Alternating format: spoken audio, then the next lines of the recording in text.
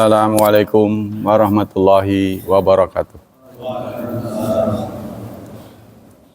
Innal hamdalillah nahmaduhu wa nasta'inuhu wa nastaghfiruh wa na'udzu billahi min syururi anfusina wa min sayyiati a'malina. May yahdihillahu fala mudhillalah wa may yudlil fala hadiyalah. Asyhadu an la ilaha illallah wa asyhadu anna Muhammadan abduhu wa rasuluh la nabiyya ba'da. Allahumma salli wa sallim ala nabiyyina Muhammad sallallahu alaihi wasallam wa ala alihi wa sahbihi wa man sara ala nahjihi ila yaumiddin, amma ba'd. Al-ikhwah, kita lanjutkan kajian Fiqhu Bulughil Maram, hadis-hadis yang ada pada Bulughul Maram. Hadis ke-195 tentang Raddus Salam Fis Salati Bil Isyarah, menjawab salam dalam sholat atau sedang sholat dengan isyarat. Wa an Ibni Umar radhiyallahu anhuma qala qultu li Bilal kaifa ra'aitan nabi yaruddu alaihim hina yusallimuna alaihi wa huwa yusalli. Dari Ibnu Umar, aku pernah bertanya kepada Bilal, bagaimana Anda melihat Nabi menjawab salam saat beliau sedang sholat? Qala, Bilal menjawab, yaqulu hakadha, dia berkata dengan begini, wa basata kaffahu, lalu dia melebarkan telapak tangannya. Ya. Hadis ini diriwayatkan oleh Abu Dawud, Turmudi, dan disahihkan oleh beliau.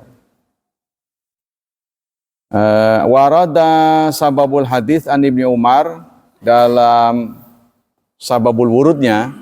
Jadi orang itu kan menjawab pasti ada konteksnya.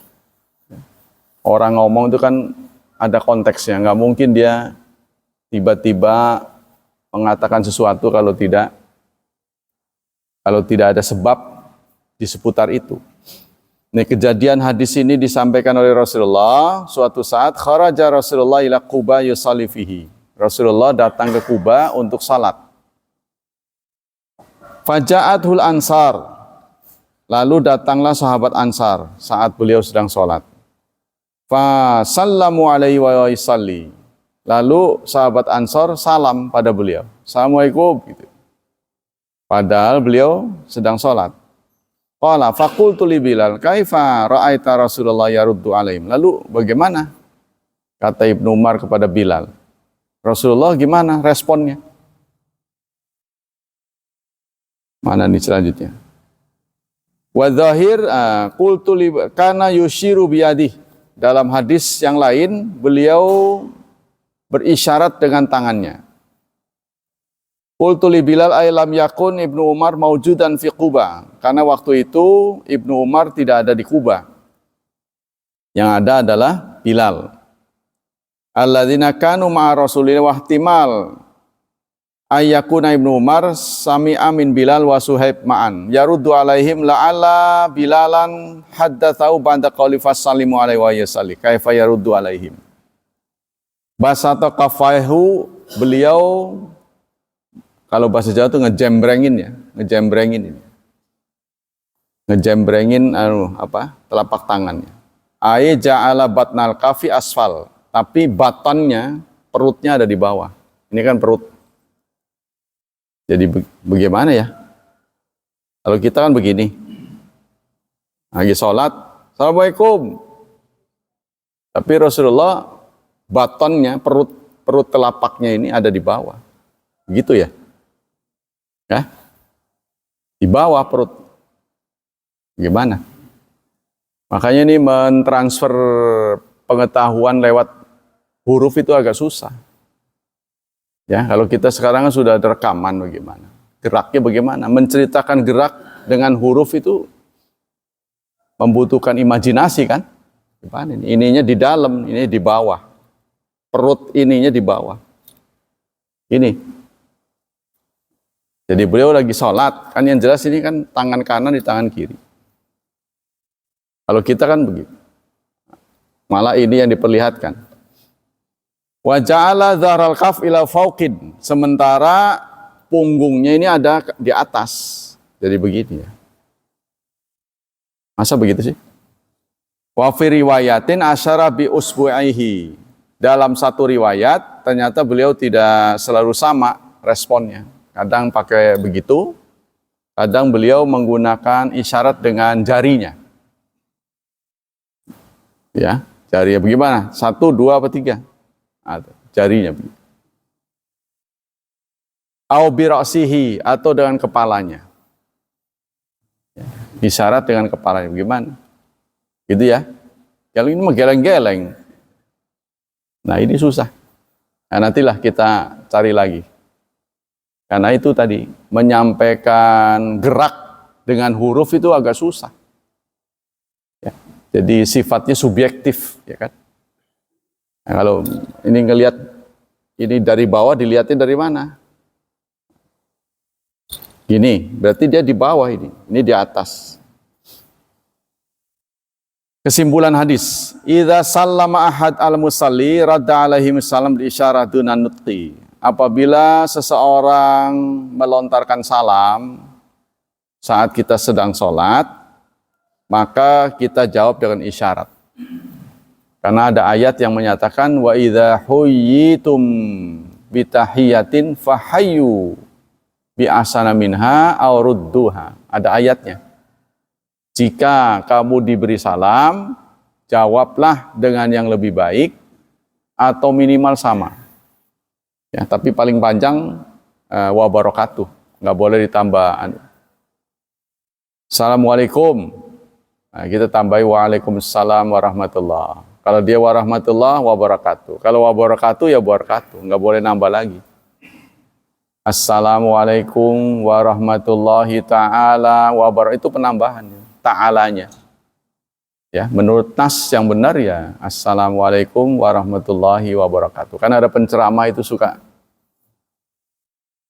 apa nambahin atau bagaimana? Assalamualaikum warahmatullahi taala wabarakatuhu waridwanuhu gitu. Nambahin sendiri. Nah, ini dalam tata krama itu kode etik tidak boleh. Ada ayat itu ya, wa idza huya surat 4 ya. 483 apa? Wa idza huyyitum bi tahiyatin fahayyu bi ahsaniha. Nah, ini. Wa idza huyyitum. Dulu. Wa idza huyyitum ya. Huyyitum.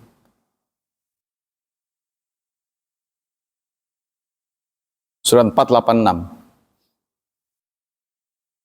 Surat 4 ayat 86. Wa idza huyyitum bi tahiyatin fahayyu bi ahsana minha aw rudduha. Di sini menggunakan kata kerja pasif. Jadi kalau kamu diucapkan salam, bukan dia mengucapkan, bukan diucapkan. Jadi kita tidak perlu tahu siapa sumber suara itu. Apa anak kecil, orang dewasa, ya, muslim, tidak muslim, ya, ketika dia assalamualaikum, maka kita harus jawab waalaikumsalam. Kalau kita tahu persis dia non muslim, berarti harus sama. Dan hukum kita bagaimana? Kan isinya itu semoga keselamatan untuk Anda. Kan berdoa untuk orang kafir gak boleh. Kecuali berdoa agar mereka menerima hidayah. Kita konteksnya bukan mendoakan, tapi taat pada perintah Allah. Itu di situ itu. Karena ayat itu digunakan menggunakan kata pasif. Di antara yang berpendapat begini adalah Syekh Utsaimin. Jadi kita tidak perlu tahu agama si pelontar salam itu apa. Ya, sepanjang dia assalamualaikum, maka kita jawab waalaikumsalam. Kenapa di zaman Nabi kok ada kata-kata yang kesannya tidak boleh? Itu karena ucapan orang Yahudi. Orang Yahudi mengucapkan salamnya itu tidak pakai lam. Nah, orang yang diberi salam udah tahu, assalamualaikum. Jadi lamnya nggak ada. Ketika orang mengucapkan salam tidak menggunakan lam, walaupun kalau didengar tuh rada memper-memper gitu ya di kuping. Assalamualaikum dengan assalamualaikum kan bisa. Assalamualaikum tuh racun buat kamu. Mampus loh begitu. Singkat bahasa Betawinya. Kalau assalamualaikum keselamatan. Semoga Anda selamat. Jadi ekstrim berbeda. Ya, itu orang yang disalamin tahu bahwa itu orang Yahudi. Ya, kalau kita tahu dia mengucapkan yang tidak benar, maka kita tetap harus jawab waalaikum. Tapi samnya nggak disebut. Nah, waktu ada tamu pada tamu Rasulullah Yahudi mengucapkan itu, assalamualaikum, kebiasaan orang Yahudi begitu, lamnya dihilangin. Itu biasa itu. Apa itu ya kalau di WA itu? Kum salam katanya.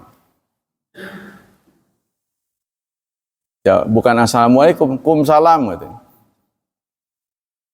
Di WA itu. Saking ngeringkes AWW gitu ya. Maksudnya assalamualaikum warahmatullahi wabarakatuh. Ya jawabnya lagi sama, WWA. Karena itu minimal sama. Jadi biar tuman gitu loh. Sebab kita ini kan itu namanya receh. Yang ngumpulin receh gitu. Itu kan tulisan. Jadi lumayan. Assalamualaikum dapat pahala. Kalau dijawabnya, kalau ucapannya benar. Tapi kalau kita simpangin nggak dapat. Kan tuh nggak kerasa perbuatan yang rutinitasnya tinggi, tapi dapatnya kecil gitu. Ya nggak apa-apa, recehan. Kita kumpulin kan. Kita kan tugasnya mengumpulkan poin, ya kan. Jadi jangan aww gitu. Untuk assalamualaikum. Ya lebih baik kalau kita mau ringkas, kita buat dulu itunya, ketik dulu, itu nanti kan dia akan nimpa, muncul. Itu lebih enak daripada kita aww gitu. Ya, sama dengan waalaikumsalam. Jadi ada juga yang jawab apa ya? RA. Dari Umar RA. Sudah kalau kita nggak mau nulis radhiyallahu an, jangan tulis. Dari Nabi SAW. Kan? Ada juga yang assalamualaikum ASS. As itu dalam bahasa Inggris silit artinya. Artinya itu bahasa Inggrisnya ASS, as itu silit, pantat. Nah itu lebih baik kita hindari. Assalamualaikum kita ketik dulu aja, nanti kan dia akan menjadi langganan. Ya. Maksudnya supaya dapat pahala gitulah. Jadi jangan sampai kita alih-alih dapat pahala, malah kesannya kita mengotori agama kita sendiri. Kita lanjutkan. Az-zahir anna radda bil yadi wal isyarah wajib. Menjawab salam ini persoalannya wajib. Nah, bagaimana kalau kita dalam kondisi tidak boleh ngomong seperti sholat, ya, atau lagi di kamar mandi, lagi nongkrong, ngeden, assalamualaikum, lagi, itu kan tidak boleh ngomong kan? Kalau makan sunahnya ngomong, makan berjemaah, sunahnya banyak ngomong. Kalau buang air, sunahnya diem. Khusyuk. Konsentrasi. Iya. Li'anna radda bil qauli wajib. Karena mengucapkan secara qaul, secara ucapan itu wajib. Kalau kita tidak terhalang, assalamualaikum, nggak perlu kita lihat. Siapa orangnya? Muslim bukan muslim? Nggak perlu. Waalaikumsalam. Langsung jawab. Tapi kalau kita tahu dia nggak menggunakan lam, ya ini zaman dulu ini, Mak. Assalamualaikum, contohnya, lamnya nggak ada. Berarti itu kan mampus loh, gitu. Nah, kalau bahasa Betawinya. Nah, kita tidak boleh menyebut sam, tetap. Jadi dibalikin saja, waalaikum. Ya, arti waalaikum itu apa? Semoga juga kamu begitu. Satu saat tamu Rasulullah orang Yahudi mengucapkan itu, Assalamualaikum. Rasulullah menjawab waalaikum. Tapi Aisyah berlebihan.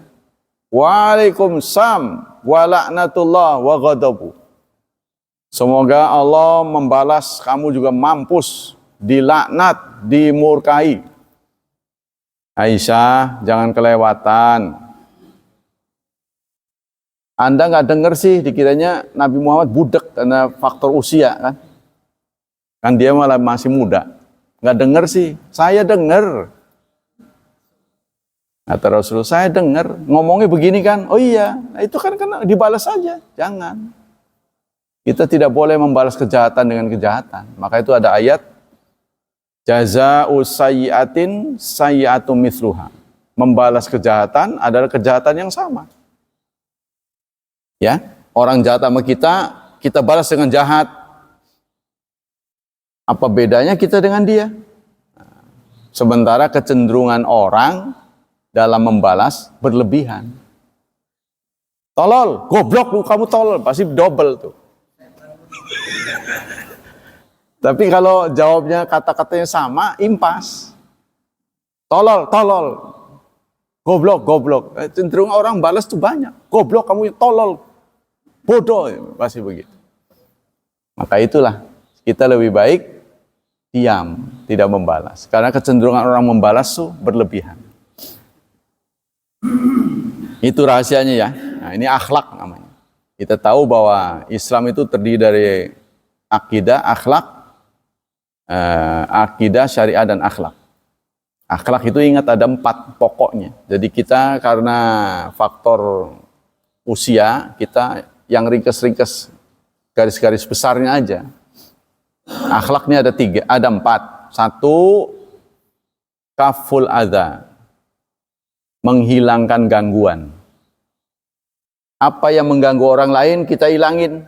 Kita tahu ada duri, ada paku, kita singkirin. Dapat tuh pahala. Jangan dilihat pakunya.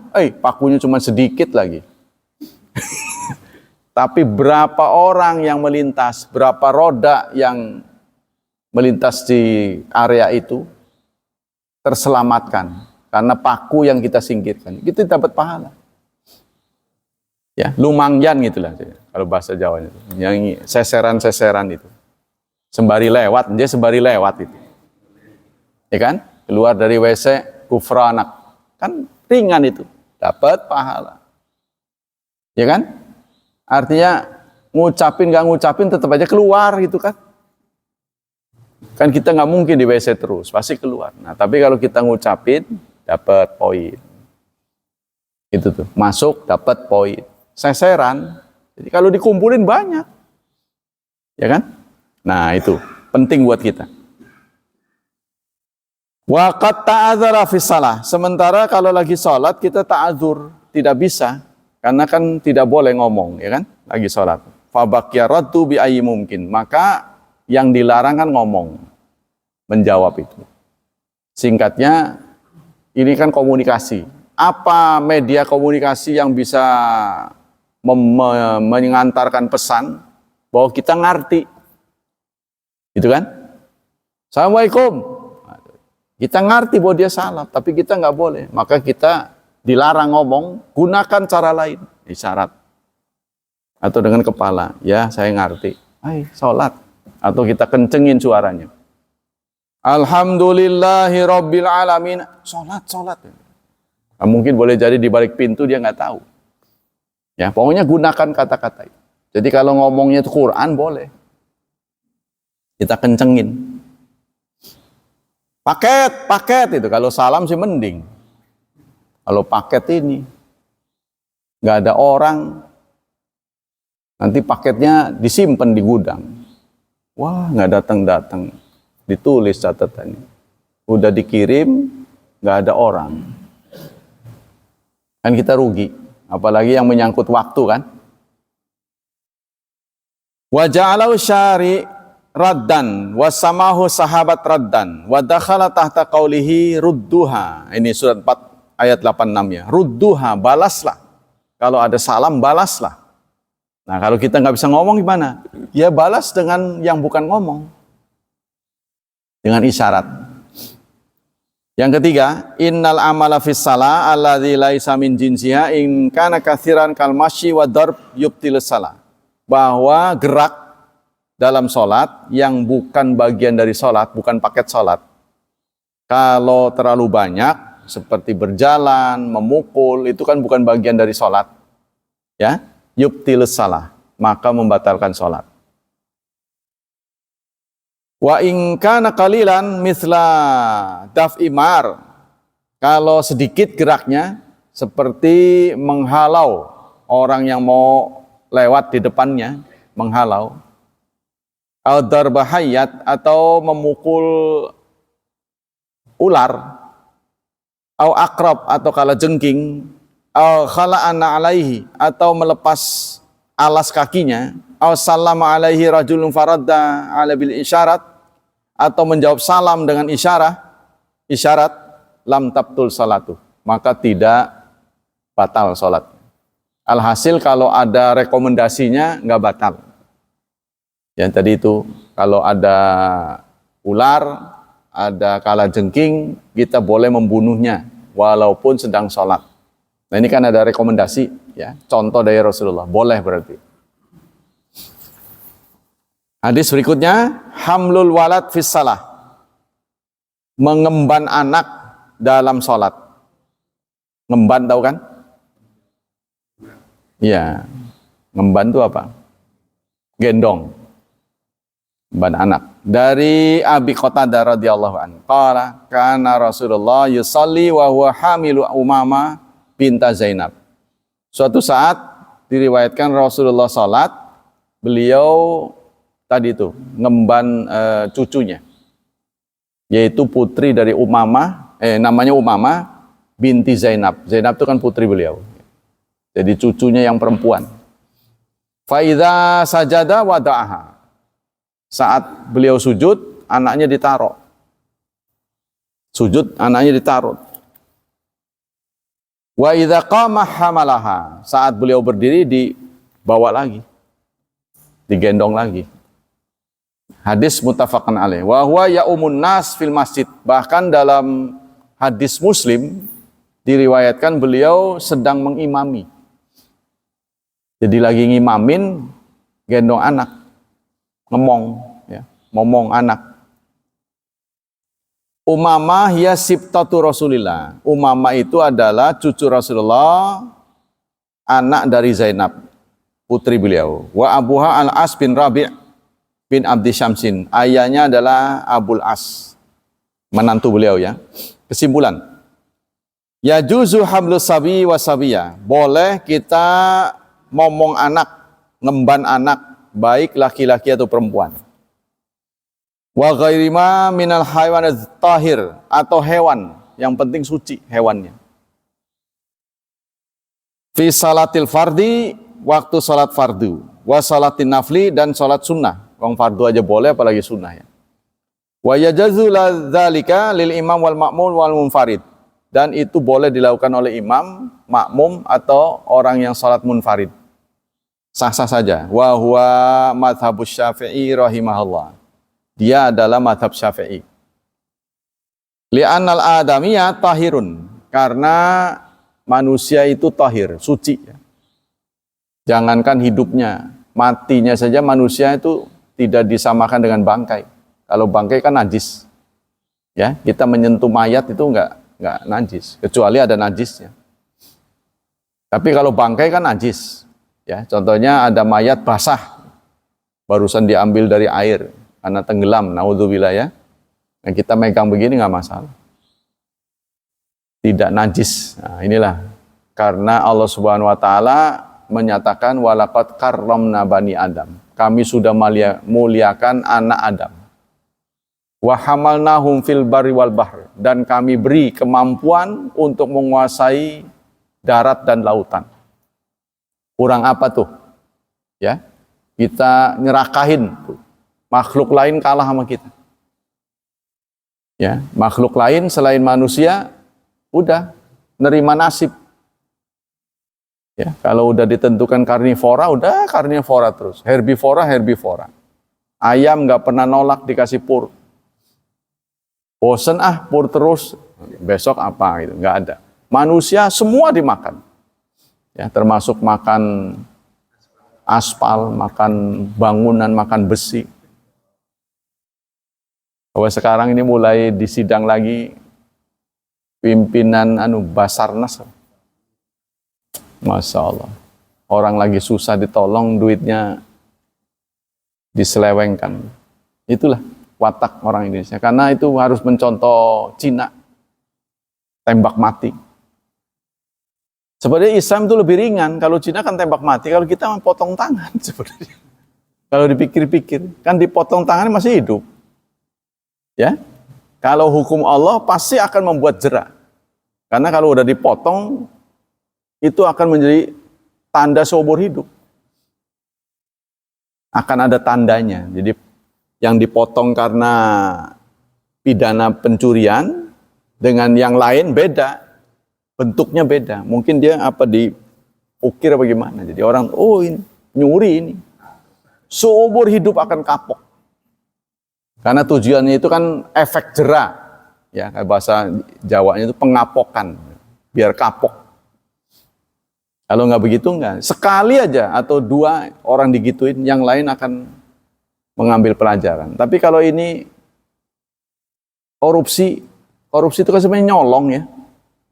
Dalam skala besar sebenarnya. Kan bahasanya korupsi. Sebenarnya pencurian skalanya besar daripada perampok. Karena ada unsur menakutkan. Kalau perampok kan. Mencuri, maling. Itu sedikit, nggak sebesar korupsi. Bahasanya miliar, triliun, berapa itu. Nah kalau di Cina itu tembak mati. Semuanya sumpah. Kalau sewaktu-waktu ya teridentifikasi atau terbukti saya korupsi, maka siap dieksekusi. Nah, itu mengerikan sekali. Cepet tuh. Kalau Islam nggak sampai eksekusi, enggak. Jadi sebenarnya nggak kejam Islam. Dan seumur sejarah Nabi, hukum pidana nggak pernah ada pencurian, nggak pernah ada potong tangan. Sepanjang Nabi hidup ya. Jadi orang mengatakan bahwa Nabi ini memimpin komunitas negara tanpa penjara. Orang mengatakan mustahil. Tapi sekarang, di zaman sekarang ini terbukti, bisa. Buktinya sipir penjara Belanda, kadang-kadang nganggur terus. Ya, kan kita ini kadang-kadang melihat orang nganggur itu kan nggak seneng. Orang dibayar sama negara. Nah, kalau ada pemadam kebakaran nganggur, dokter nganggur, itu bagus, berarti pada sehat, gitu kan? Kita jangan ngiri, dibayar, digaji kok nganggur terus. Itu berarti sehat. Pemadam kebakaran, main catur, berarti bagus lagi nggak ada kebakaran, kan gitu. Nah di Belanda ini sipir penjara itu sampai terlalu banyak main gitu, karena kosong, yang di penjara nggak ada, malah kadang-kadang dipinjam. Jadi tempat titipan. Nah kita beda. Antara penjara dan orangnya over kapasitas. Sehingga itulah terjadi sering berantem kan. Pembakaran, apa gitulah. Itu sebabnya. Penjara terlalu penuh. Maka supaya penjara ini menjadi lega, dipotong masa tahanannya tuh. Menjadi 2/3. Kalau sudah 2/3, silakan keluar. Karena ini sudah sesek. Kalau dia di situ terus nanti yang lain masuk ngantri nanti. Gitu. Jadi negara sendiri yang sulit kan, orang di penjara boleh tapi kan dikasih makan, nggak boleh dibiarkan mati kan. Nah kalau Islam enggak, mencuri terbukti potong tangan lepasin lagi. Berzina apa mau didera lepasin lagi. Tapi Islam menurunkan hukum begitu diimbangi dengan kemudahan. Contohnya menikah dimudahkan. Malah kalau nggak menikah, seharusnya menikah nggak menikah ini dicurigai ini orang bukan. Sehingga ada ayat wa angkiul ayyama minkum, nikahkanlah mereka yang masih sendiri, wassalihina min ibadikum, dan orang-orang yang saleh. Iyakunu fuqara, jika mereka fakir, yughniyakumullah, maka Allah yang akan memberi kecukupan. Nah begitu mestinya ini hukum-hukum Islam itu berimbang. Satu saat di zaman Umar pernah ada orang disidangkan, ya, digugat karena mencuri oleh majikannya. Dalam pengadilan orang itu dibebaskan karena dia berdalih, saya sudah berbulan-bulan kerja nggak digaji. Maka pengadilan membebaskan pencuri itu dengan dalih dia bukan mencuri tapi dia mengambil haknya. Karena udah lama nggak digaji, ya, suruh kerja tapi nggak digaji-gaji. Berarti dia ngambil haknya. Kan yang namanya mencuri kan mengambil hak orang lain. Kalau dia mengambil hak sendiri. Asiru fi hamli li umama fi salah daf'an lima kanal Arab ta'lafuhu min karahatil banat wa hamliha. Kenapa Rasulullah mendemonstrasikan menggendong anak perempuan? Karena pada saat itu orang Arab menistakan perempuan. Jadi Rasulullah mendemokan, memanjakan anak perempuan. Ya, waktu itu orang Arab tuh menjatuhkan perempuan. Jadi kalau lahir anak perempuan dikubur. Perempuan itu hanya menjadi penghibur. Setiap kegiatan pesta pasti ada perempuannya. Untuk kelengkapannya gitu. Ya, minuman perempuan gitulah biasalah. Nah, kemudian Islam datang, ya, dirombak. Yang tadinya dijatuhkan, Islam diunggulkan. Nah, itu. Maka Rasulullah menggendong anak perempuan sehingga disaksikan oleh para sahabat. Oh, begitu ya. Bahkan ada orang Arab yang bertanya, "Ya Rasulullah, Anda suka mencium anak?" Lalu Rasulullah mengatakan, barang siapa yang tidak sayang maka tidak akan disayang. Malam yarham la yurham. Kami orang Arab terbiasa nggak pernah mencium anak, katanya. Orang Arab tuh kasar, jadi nggak pernah sama anak. Ya, saya perhatikan juga begitu. Orang-orang kampung sini ini jarang ngobrol sama anaknya, terutama bapak sama anak. Orang kampung sini. Karena itu saya survei kan. Saya tanya ke anak-anak.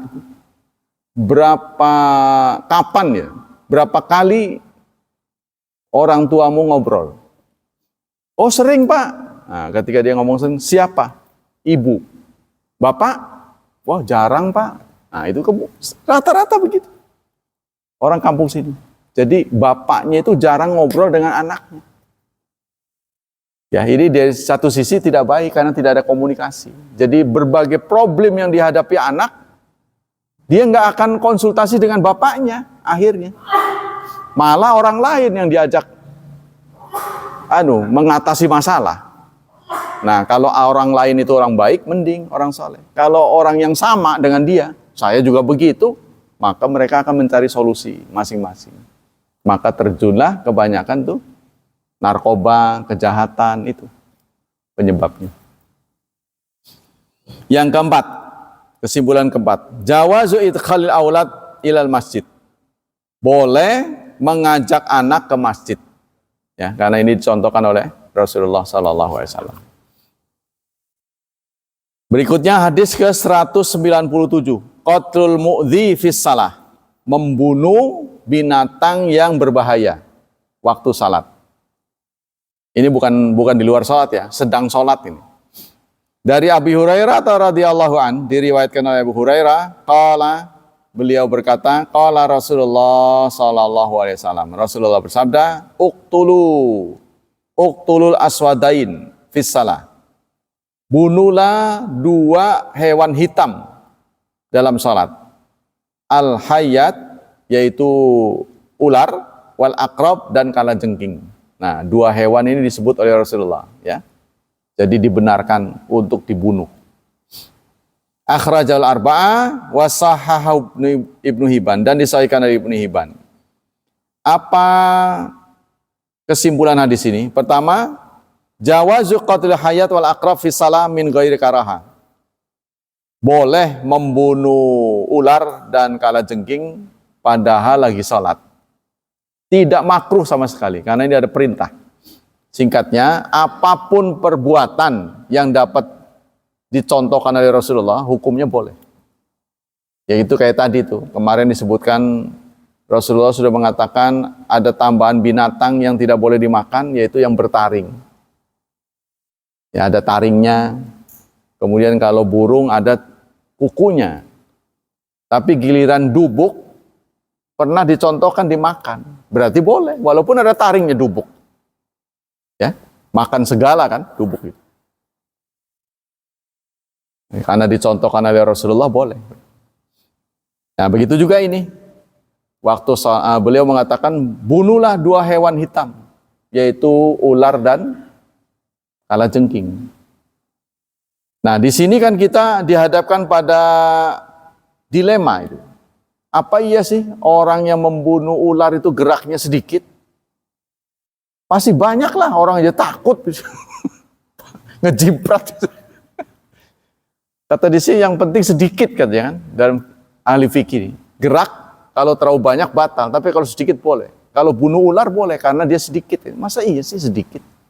Emang ularnya cacing mah iya. Nah, ular kan cepat jalannya. Ya. Dalam hadis yang lain, kalau kita jumpa ular di rumah, jangan segera dibunuh. Nah, ini saya juga prakteknya susah. Usirlah 3 kali. Usir 3 kali. Beri kesempatan dia pergi. Karena boleh jadi ular yang kau jumpai itu adalah jelmaan jin. Tuh, ya. Pernah kejadian di zaman Rasulullah, sahabat yang tewas karena dipatuk ular.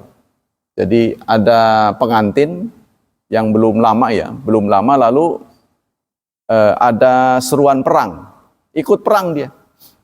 Tapi karena dalam suasana perang itu ada waktu rehatnya gitu ya, standby itu. Jadi dia minta izin, ya Rasulullah, saya pulang dulu ya. Rasulullah mengizinkan, maklum kan, nikah belum lama. Ceritanya gitu, barusan nikah ya belum marem lah gitu. Jadi silakan, tapi hati-hati kamu bawa senjata deh, takutnya di jalanan ketemu musuh gitu kan. Bawalah dia senjata, panah, tombak. Nah, ketika mendekati rumahnya, dia melihat istrinya di depan rumah. Loh, nggak ada saya kok ngelayap gitu singkatnya. Mau dipanah gitu. Stop, kata istri. Kamu jangan sembarangan begitu, lihat dulu kenapa saya di depan gitu. Ya kalau bagi kita kan wajar lah, masa orang di rumah terus, di dalam terus, tapi di sana dianggap nggak wajar. Ya, karena suasana di Arab itu kalau siang hari praktis nggak ada orang di jalanan itu. Ya mungkin cuacanya panas kali ya. Cuacanya panas. Panas luar biasa. Kalau kita melihat siang hari lagi matahari lagi tengah-tengah itu, jarang ada yang berkeliaran, apalagi perempuan. Jadi wajarlah dia di depan rumah itu mau dipanah. Tunggu dulu, kamu harus cari tahu dulu kenapa saya di sini. Emang kenapa? Lihatlah. Dia lihat ke rumah. Maka di situ dia lihat ada ular sedang melingkar di atas ranjang. Ya, dengan cepat dia melompat lalu dibunuh. Kan dia tutup dulu tuh, pintunya ditutup. Ya yang terdengar orang di luar tuh gedebak, gedebuk. Lalu terdiam. Diem, nggak ada suara, hening. Maka orang yang di luar sudah nebak. Kalau nggak ularnya mati, orangnya mati nih. Nah begitu dibuka pintunya, mati, tewas. Orang pun berlarian, lapor kepada Rasulullah. Ya Rasulullah, tolonglah teman kita. Nah, Lalu Rasulullah menyatakan, istaghfiru li akhikum. Mohonkan istighfar untuk temanmu. Berarti Rasulullah udah ngomong begitu, udah mati orang itu. Karena sudah minta istighfar. Lalu Rasulullah merespon dengan, sesungguhnya di Madinah ini ada segolongan jin yang sudah muslim. Kalau kamu melihat ular di rumahmu, jangan kau segera bunuh. Jangan buru-buru dibunuh. Biarkanlah, beri kesempatan. Nah, ini ditangkap oleh para ahli hadis bahwa kadangkala jin itu terjebak. Ya, maksudnya tertangkap. Ya, tertangkap tangan gitu. Belum sempat dia lagi kagol lah singkatnya gitu. Udah ketahuan, maka dia mendadak menjelma begitu, karena itulah yang memungkinkan buat dia. Maka beri kesempatan dia balik lagi ke wujud aslinya. Silakan. Jadi kita ngomong, kalau kamu memang makhluk jin, keluarlah. Jangan ganggu kami. Ya, harus ngomong katanya. Nah, tapi kalau udah diomongi bandel, berarti ular beneran ini. Anjuran dari Abdullah bin Bas memasuki ruangan itu, membaca itu tadi. Apa itu? Allahumma inni a'udzubika ya. A'udzu bikalimatillah tamah min syarri ma khalaq. Ya. Min syarri ma khalaq. A'udzu bikalimatillah tamah min ghadabi wa iqabi wa syarri ibadi wa min hamasati syayatin wa ayyahdurun. Ada dua redaksi. Jadi kalau kita memasuki ruangan baru, ya entah itu kamar, entah itu hotel, entah itu mobil, itu kan ruangan baru, kita disunahkan membaca itu. Kita lanjutkan. Kesimpulan pertama begitu ya. Wa kullu darin qaba'iqatluhu ka zanabir wa ghairiha lidafil adza. Begitu juga semua yang membuat kita madarat. Tikus kalau membuat madarat ya, termasuk semut. Semut kan di satu hadis tidak boleh dibunuh, tapi kalau dia ngerusak boleh. Kalau ngerusak, contohnya ngegerong gitu kan, kita beri kesempatan pergi. Kalau nggak mau ya kita pakai kapur apa, itu boleh. Termasuk rayap ya. Yang kedua, la tafsudu shalah inda qatil hayat wal aqrab wa ghairiha. Salat tidak rusak, artinya tidak batal kalau kita gunakan tenaga kita untuk membunuh ular dan kalajengking. Nah, itu menurut saya alasan ulama salatnya nggak batal ini karena geraknya sedikit. Masa iya sih kalau ketemu kalajengking geraknya sedikit?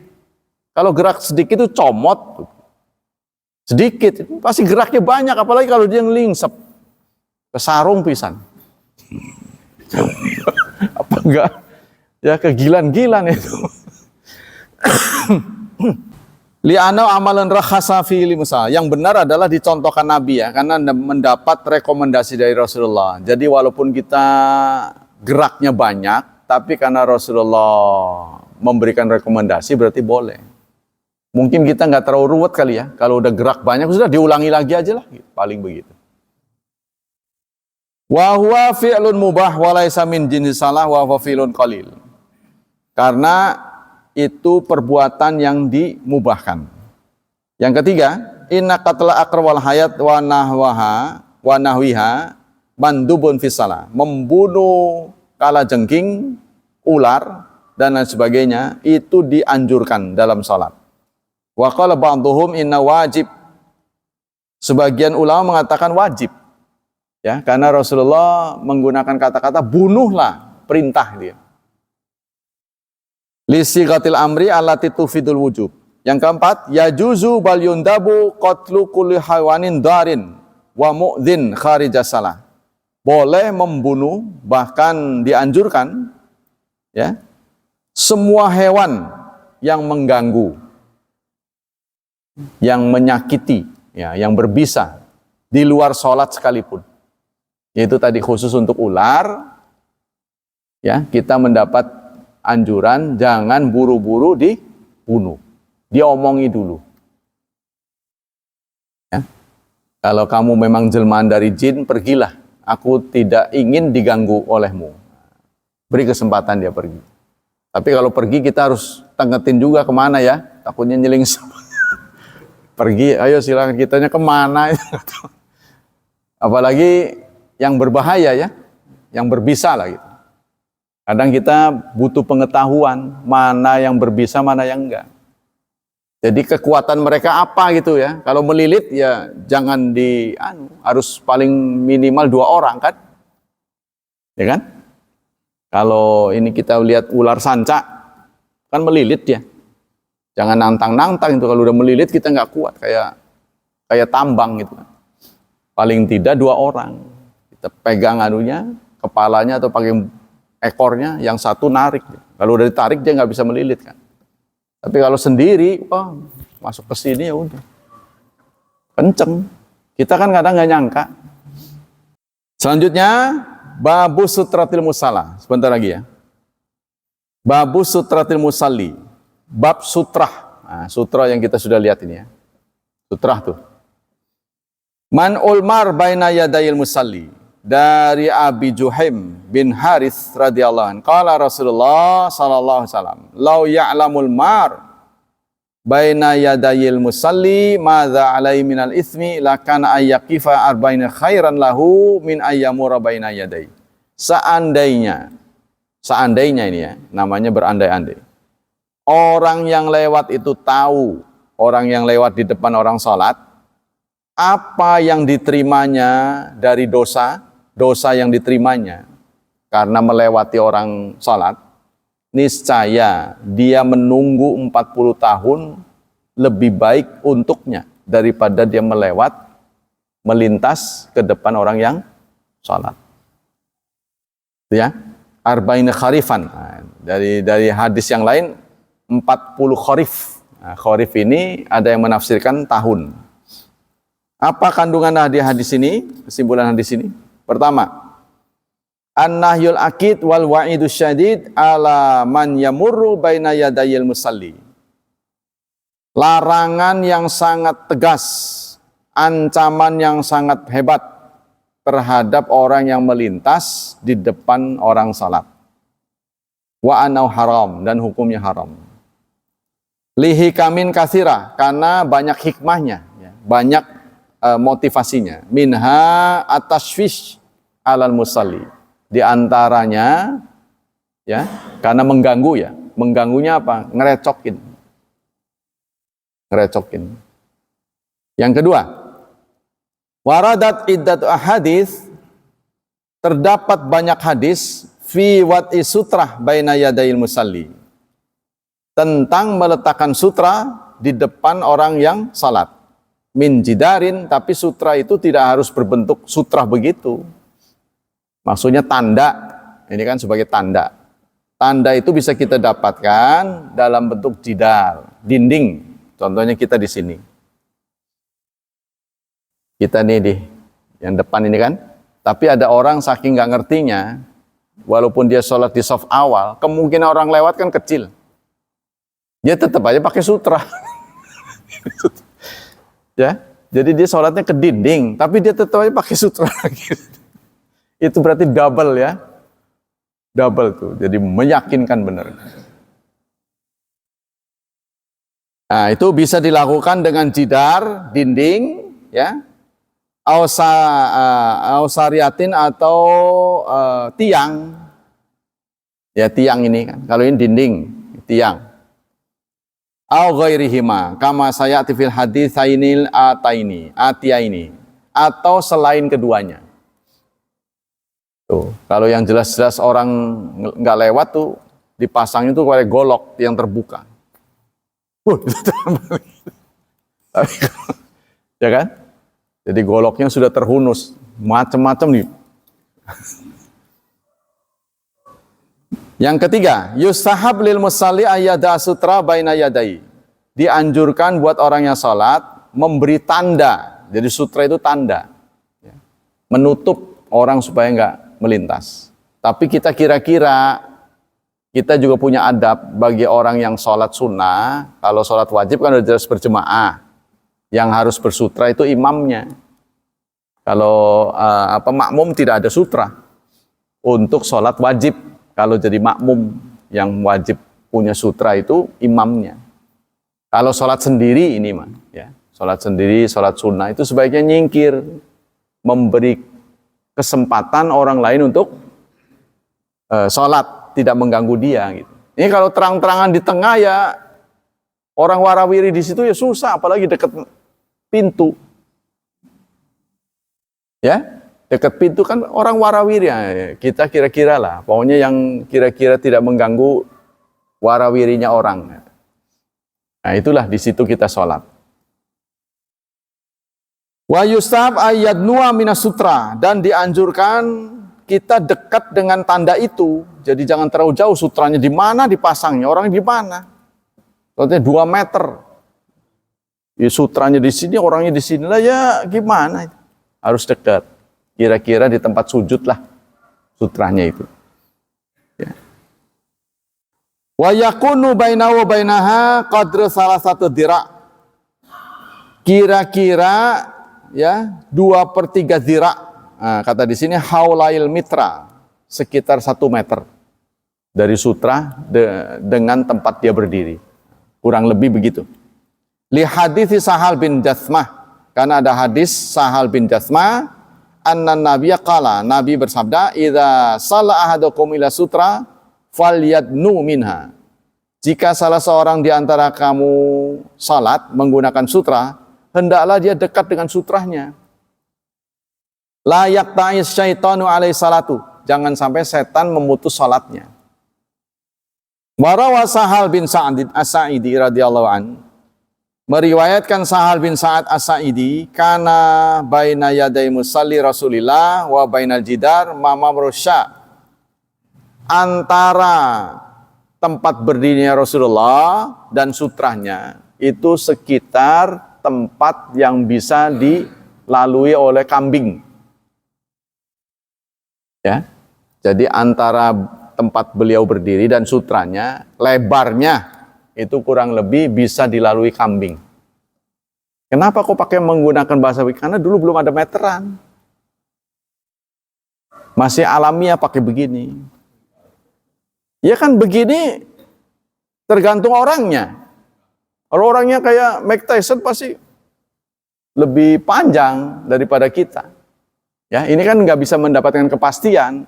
Tiap orang berbeda, maka itulah dibuat alat ukur, meter. Tapi sayang sekali lagi, bukan orang Islam penciptanya, ya kan? Itu yang kita sayangkan. Bahwa saya sudah pernah sampaikan, bahwa Islam itu isinya aturan, ukuran, serta keteladanan. Ketiga-tiganya kita nggak ada. Aturan kita paling banyak nggak teratur. Ya, nggak teratur, nggak taat aturan. Yang kedua, ukuran kita juga nggak pernah mengukur. Kita diberi modal umur, mau dipakai apa aja nih sisanya. Nggak ada jadwalnya.